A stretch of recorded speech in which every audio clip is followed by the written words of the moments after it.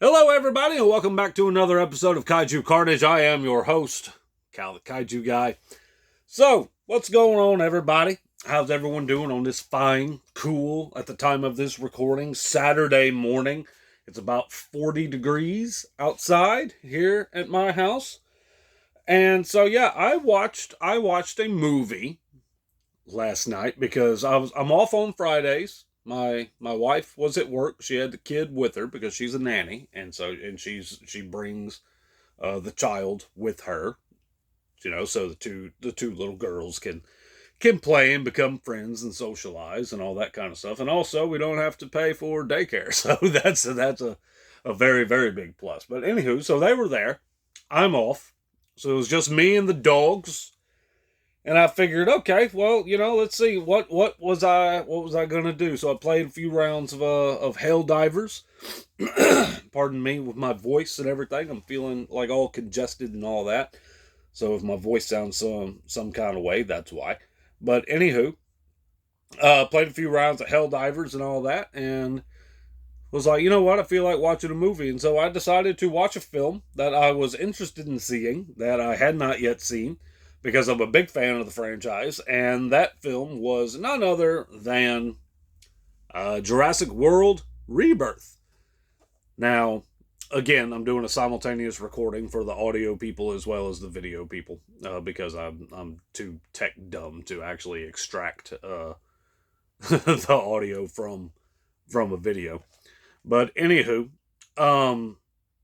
so yeah, I've got with me here the limited steel book to Jurassic World Rebirth.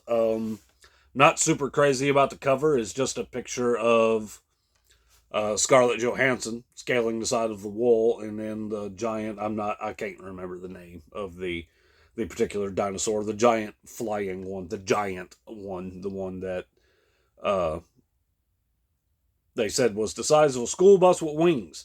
Yeah, not crazy about the cover of it. I do like that the Jurassic Park symbol is pretty much pressed into the steel book. So yeah, that's pretty cool. But anywho, so yeah, I was like, I thought about going to see this movie in theaters, and ultimately did not. And not gonna lie, I'm glad I did not because I genuinely did not care for this film. Like, I mean, I'm not gonna say it was bad. I'm not gonna say that. I'm just gonna say that it had a lot of missed opportunities. And so yeah, before we go further, I do want to reiterate that I am a fan of the franchise here. I have a limited edition steel book of the original Jurassic Park, like it's like an anniversary edition or something like that, because the original Jurassic Park is one of my favorite films of all time. And then I have a 5 movie collection. This was back whenever um, it was only up to Fallen Kingdom, pretty much. Dominion had not yet come out. I think I do somewhere around here. I have the physical copy of Jurassic World Dominion. Yeah, I do, because it came in with the regular theatrical cut as well as the director's cut. And then the last two, like, actual film collections that I have, they've released some steel books of the first 3 films, which is Jurassic Park, and then The Lost World, Jurassic Park, and then Jurassic Park 3.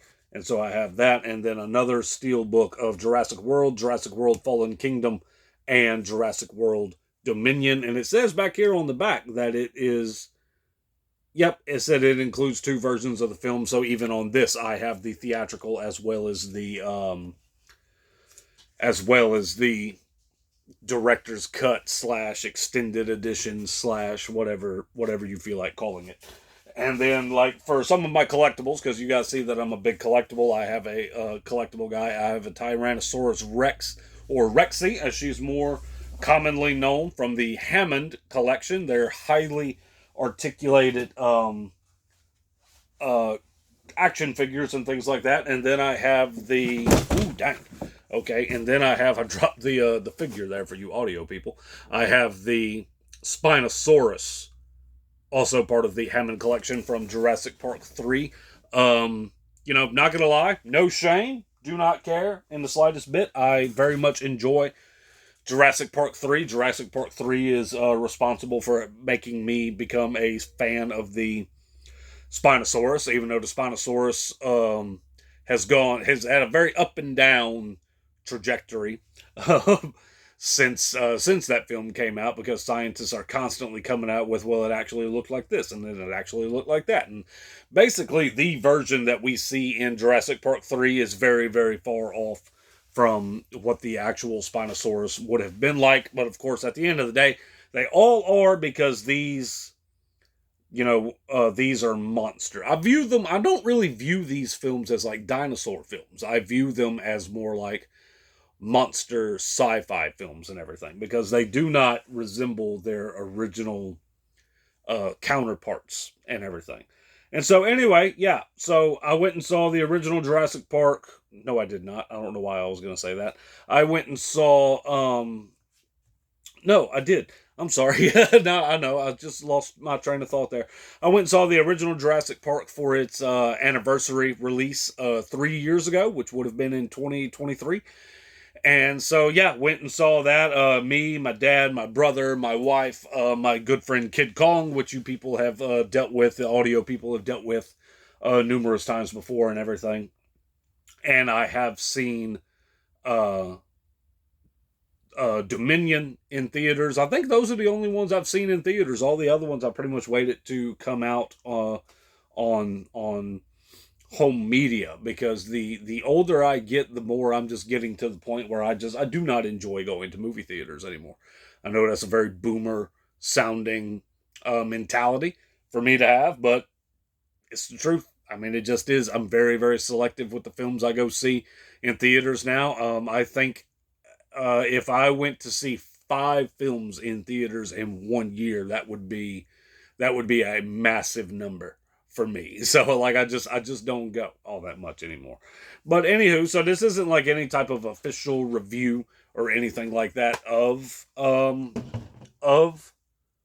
Rebirth. It just isn't. Like, I am just gonna kind of give my thoughts and opinions on it and everything. And so yeah, like whenever whenever I first initially went to watch it, I remember whenever it first came out, and a lot of people were being very, very critical of it. And I remember back then kind of thinking to myself, man, why are you guys being so heavy and hard on this movie? Like, yeah, I get it. Like, the original Jurassic Park is extremely iconic. It just is. You know, it's considered by many to be one of the greatest films ever made. It changed the way CGI and VFX and everything like that was done in movies forever. You know, like I believe I've talked about the original Jurassic Park in my audio podcast before. And, you know, there for a while they were talking about potentially doing all the dinosaurs in stop motion and stuff. And so because to do it the way that they were wanting to do it, just with it being CGI, it was unheard of at the time. And so, yeah, they were originally talked about being done with stop motion. And so I get why the original Jurassic Park is held in such high regard, because of the game changer that it was. Each film that was released after that, like, you know, it's like, I get it. It has a name to live up to, but at the same time, it's like, man, at this point, they just have the Jurassic Park / Jurassic World name attached to it. And they're just making movies and everything. Because I'm not going to lie, other than like hearing some music and things like that, there wasn't a whole lot of connection, I guess you could say. They did mention Alan Grant's name once, from what I can remember. And so, yeah, there just wasn't a whole lot of connection there. And so, whenever I went into this movie, And I was sitting there thinking, man, people are too hard on this film. People are thinking way too deep into this. Like, this is just a B. This should just be, like, at the worst, a B monster action movie that you should at least walk out somewhat enjoying. And I don't know, like, whenever I turned it on, I can tell you the point where as soon as I saw, and I know some people are going to think that I'm being very, very nitpicky with this, is that at the very beginning, obviously spoiler alerts, if you haven't seen the film, it's been out for some time now, so, I'm not going to beat around the bush. I'm just going to talk about certain parts of the film. So, but anywho, so one thing that really stood out to me, like in the beginning, where I was like, okay, this isn't going to be probably a super high quality film, is for those of you that have seen the film, whenever the guy at the very beginning is trying to go into the containment area and he puts a Snickers bar up to his mouth so that he can key in to be able to get inside and all of that, the Snickers bar falls down to the floor. And whenever it falls down, it was some of like the most fake, like cartoony looking CGI of a Snickers wrapper falling to the floor, to the point to where I remember internally thinking to myself, why didn't they just drop an actual Snickers wrapper? Like, why is that something that you would waste time working on, like CGI wise? You know what I mean? And then, so, he's going in, and as he's going in, this Snickers wrapper is like being blown through various little things, like with decontamination stuff and all that. It's being blown around and all that, and it looks cartoony. I'm sorry.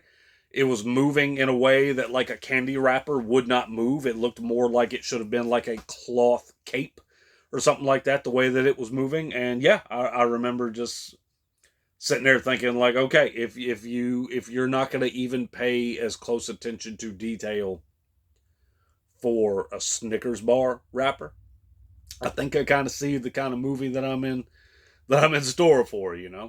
So anywho, kept watching and stopped it numerous times just simply because I was just like, man, I'm just not super enjoying this. And so I would stop. I would do a few things around the house here and there and then come back to it, start watching it again. At one point, like, I texted Kid Kong. It was like, did you watch this train wreck? And he's like, yes, it was not good. And I was like, okay, well, at least I'm not alone, of my little friend group. At least I'm not just, I feel like I'm being like overly harsh on this film or anything like that. Scarlett Johansson's performance, I couldn't get behind it. I usually I like her as an actor, and I don't know. I just feel like she didn't try very hard in this, and I know that that's weird. Like just regular average Joe like me who buys toys and talks about movies and all that kind of stuff is going to criticize somebody like Scarlett Johansson for not trying very hard. But I mean, her performance didn't feel genuine to me in this film. Like I don't know what the deal was. It had about as generic of a plot line as you could possibly get. And I'm talking like, whenever I say generic plot line, I'm talking like it was straight up just, hey, there's something on the island that we want. Scarlett Johansson, your former like special ops or like dealing with like infiltration and stuff like that, it's been out of the game. She has some people that she knows. Let's all get the group together for one last hoorah to make a whole bunch of money. And then they get there, and the guy that put the whole operation together and everything is like secretly this douchebag that like only cares about money and doesn't care about anything else. And they find some little random people to that tags along with them, and then by the end of it they realize it's like, oh, it's not about the money, it's about doing the right thing. Yeah, that's pretty much the most basic plot line that you can give for this film. I can't even really say that the dinosaur action was all that good, because there really wasn't a whole lot of dinosaur action in there. There was something that dealt with like some flying type dinosaurs at one point. Like all the characters, like I was not invested really in any of the characters, and so I was just very meh whenever it came to anything that was going to happen to any of them. You did not feel really anything whenever any of them perished, passed, expired, however you feel like, using that word. And yeah, it's just like, yeah, I just didn't care for it. And so the big thing was that, we all know, I can't even remember what the critter is called, to be honest with you. It's the big giant dinosaur, like the mutated dinosaur that they created in the lab, that is responsible for the big thing that happened at the beginning of the film, where it says, like, I think it was like 17 years ago or something like that. Yeah, like that they marketed this dinosaur, like how Rexy was the marketed dinosaur for the original Jurassic Park, and then the Spino for Part 3, the Indominus Rex for Jurassic World. You know, for all the movies, there's pretty much one dinosaur that they market saying, like, this is going to be the big bad of the film. And they marketed it this big bad looking guy, this big bad looking dinosaur that's all mutated and everything. I'd like to see him have a fight with like the OG King Kong, as they seem to be about the same size. I think that'd be a pretty cool scrap. But yeah, barely in the film. Whenever I say barely in the film, I mean we get a glimpse of him at the beginning. And then we go the whole rest of the movie up until the very end, and he's not mentioned, he's not shown, he's not really teased. I mean, absolutely nothing. And then in like the last 10 or 15 minutes, then he shows back up and doesn't do a whole lot. I mean, like, he definitely commanded the screen whenever he was there. Don't get me wrong, he's a pretty cool monster, and I would like to see more of him. But for them to market this film where he was going to be like the Rexy or the Spino or the Indominus Rex or the Indoraptor or something like that, pretty much all the dinosaurs that were marketed in these other films, the way that they marketed this one, like, I really would have liked to have seen more of him. And that's probably my biggest complaint about the film. And yeah, so that's really all I'm gonna say. Like, if I had somebody, my dear old buddy Ian, like, if he was here, we could kind of bounce things off of one another.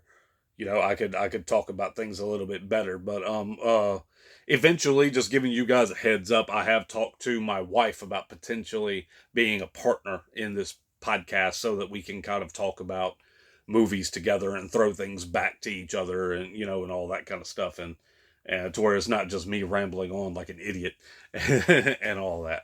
So yeah, that's yeah. So I watched Jurassic World Rebirth. Yeah, wasn't super impressed with it. I really wish I could have had like a better review to give of it. I really do. Because I like this franchise. I really do. Like, whenever I remember, like, and I think I've talked about this to the audio people before, but mostly for you YouTube people. Like, I remember whenever I first saw the original Jurassic Park for the first time on VHS, my dad had brought it home. And, so at the time, came out in 93. So at the time, I'm like 5 or 6, depending on what month it was. I really can't remember when in the year it came out, but I'm like 5 or 6 years old, And so at this point in time, I'm used to seeing movies used, like, especially for monsters. I'm used to it just being like a guy in a costume or stop motion. And so for me to see these dinosaurs for the first time, looking like, real animals, because I don't know if you guys have watched the original Jurassic Park here lately, but the CGI really holds up. Like, I mean, it's spotty here and there. If you slow things down, you can see some little problems that it had and all of that kind of stuff. But for the time, it was state of the art. It was amazing. No one had ever seen stuff like that before, especially me, little 5, 6 year old kid. And so I remember whenever Rexy first breaks out of her enclosure, and she gives like that very big like roar and everything, and she goes on her little rampage. I'm a little kid, just like, I'm glued to the TV screen watching this. Like, I'm blown away by everything that I'm seeing. And whenever it got to, I wasn't scared or anything. I was more amazed than anything else. And so whenever it gets to the end and Rexy is attempting to push the Jeep off of the ledge, and uh, Dr. Grant and the little girl are like hanging on the rope and everything down below.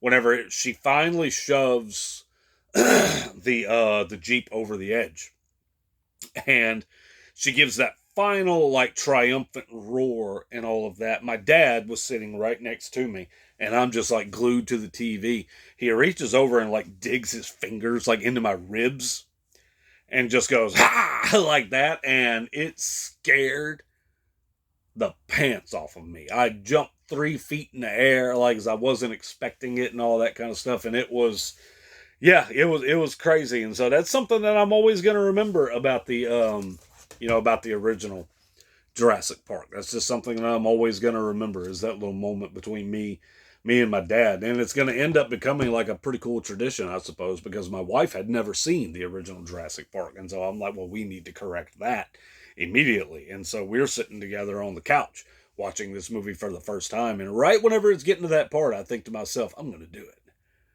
I'm going to do it. I'm going to do it just like my dad did to me. I'm going to do it. And sure enough, whenever it happened, I reached over and like dug my fingers like into her side and yelled, and she screamed and everything like that. And so, boy, I laughed. And now, I've got a little girl, and she already loves Godzilla. That was my last video, that she's crazy about Godzilla. So I have hope that one day she'll want to check out Jurassic Park. And you best believe that when it gets to that point, I'm going to do the same doggone thing to her, and just keep this ball rolling. So, alrighty, guys, that's pretty much all I've got to say about Jurassic World Rebirth. Out of 5 stars, I don't like to do half stars. I would give it, it's either a 2 or a 3, I don't really want to give it a 3 because that leans into me basically saying that I liked it, and I really can't say that I did. But I would say it's a 2. I'll give it a 2. Yeah, there's a few things about it that I liked, but overall it wasn't enough to really make me just be interested in the film. It just wasn't. Now, I will say that they could announce the next Jurassic World movie tomorrow at the time of this recording, and I will be like, yep, I'm going to watch that whenever it comes out, because again, I love this franchise. Little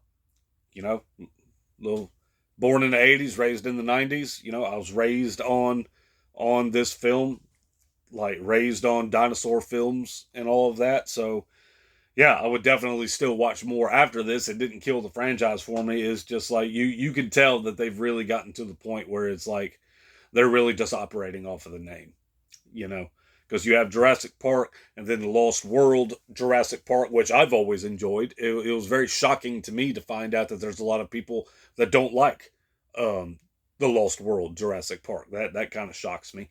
Jurassic Park 3, I understand.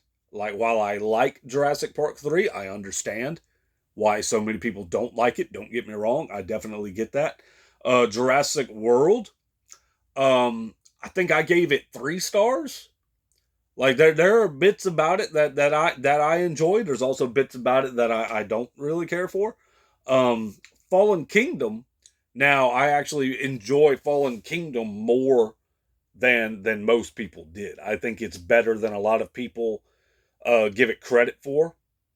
Was it great? Not really. I think I also gave it 3 stars.